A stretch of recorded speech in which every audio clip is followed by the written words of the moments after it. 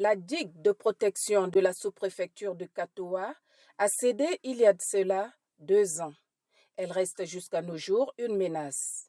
Et soucieux du danger que la localité peut encourir, la population s'est mobilisée pour ériger un mur construit en briques cuites afin de combler la brèche dans la digue de la protection.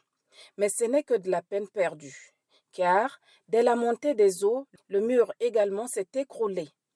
Conséquence, beaucoup de riverains ont dû quitter leur localité pour s'installer au Cameroun voisin, abandonnant ainsi des milliers d'hectares de leurs terres cultivables et engloutis par la montée des eaux. Et certains ne sont pas encore de retour au Tchad.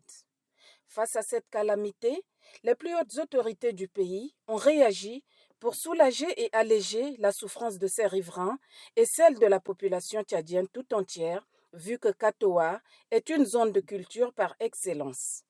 Ainsi, un accord a été conclu entre le gouvernement tchadien et une entreprise nationale qui s'est automatiquement mise en œuvre pour commencer les travaux d'aménagement lancés par le gouverneur de la province du Mayo-Kébi-Est, Abdelkerim Seyd Bouch. Cette année, soyez rassurés, vous allez vous adonner à vos cultures, vous allez faire le riz et d'autres cultures. Soyez sans crainte. C'est donc à juste titre que les responsables provinciaux en charge du suivi de ces travaux, dont le délégué provincial de l'aménagement du territoire, de l'habitat et de l'urbanisme Boubakari Oumaroumana et ses proches collaborateurs, ont effectué le déplacement de 86 km pour s'imprégner de l'avancée des travaux sur le chantier. Sur place, le chef de chantier, Mustapha Adoum Seyd, note déjà les manquements. Le travail qu'on a fait, c'est plus que le double du travail qui a été prévu. Il n'y a pas une mission de contrôle qui est là avec nous, qui nous assiste. Le chef du projet sollicite l'implication du ministère concerné. On a dégagé tous ces sables, ça fait des volumes énormes. Il y a aussi des travaux, quand la mission était venue, ils ont prévu des ouvrages dans cet endroit. Parce que la digue est toujours sous la menace de l'eau du fleuve. Parce que ça vient avec une pression et les fleuves commencent par changer de direction à ce niveau. Si on ne les protège pas, ça risque toujours de céder. Donc, ils ont prévu les 2 ouvrages. On n'a pas réagi par rapport à ça. On n'a pas de réaction du ministère. Donc. Le barrage, selon Mustapha Adoum Seyd, s'est effondré pendant une longue période et cela rend le travail difficile, avec également la stagnation des eaux qu'il faille dégager. Ousmane Ali Moussa est le chef de garage de l'entreprise en charge de l'aménagement de la digue de protection. Il souligne qu'il est arrivé sur le terrain pour une mission de 10 jours seulement.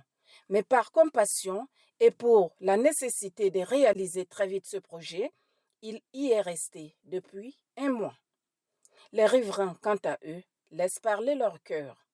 On a eu vraiment de problèmes parce que ça fait des années, ça fait 2 ans déjà. On n'arrive même pas pour labourer, on n'arrive même pas à manger, trouver à manger comme ça. Nous constatons que les autres endroits sont encore sous le point de lâcher. Et cela, c'est un danger.